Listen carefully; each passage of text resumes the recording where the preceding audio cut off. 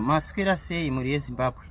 Aiwa ndatirega ndimborespondawo pane mubvunzo wandiri kungoona uri kubvunzwa nevanhu maTikTok nemamwe magroups Facebook kuti pane mukoma wedu kana baba wedu vakafirwa nevana vavo 5 nemudzimai wavo, kuti zviri necessary here kuti vapiwe mari nemotikari naseWikiNew. Zviri necessary, vanofana kutotambira, vanofana kutofara kuti ndabatsirwa padambudziko rangu vasanganidzana naro. Vamwe vari kubva vati ko ivo seWikiNew vakadi kumupa asitani dambudziko.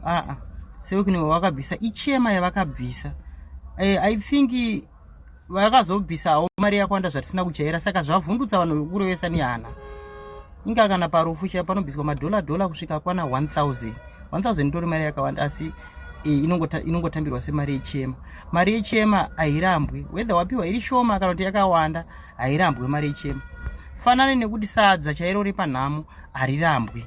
Saka vane kodzero yekutambira, vane kodzero yekutoshandisa mariyo vakasununguka, hapana chinoshamisa, hapana chimina, hapana chakaipa ipapo chaitwa ipapo.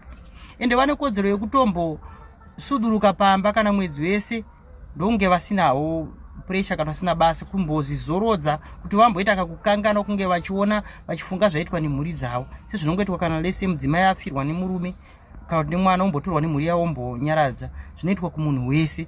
Handione pane chakaipa inini kuti mukoma yavo vatambire mari.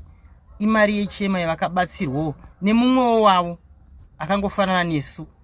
Hazvitariswi kuti yabva kunani. Maybe handisi kumboona chakaipa ipapo. Mukoma tambirai mari iyoyo nemota iyoyo, mushandise zvinhu makasununguka. Hakuna asingafirwe. Muchasvika pakuzvikanganwa, asi hazvikanganika hazvo nenguva pfupi zvinhu zvinorwadza, asi muchasvika pakuita sei pakuzvikanganwawo nekufamba kwenguva. Ende Mwari achakuropafadzai. Muchatoita dzimwe mhuri zvakare, muchawana futi mumwe mudzimai, whether mamuwana akasiyana neiye wangami naye kana kuti akafanana. Mwari ndiwo vane zano, Mwari ndiwo vanoita, Mwari ndiwo vanotora vanhu vavo. Thank you, munyaradzwe munyasha.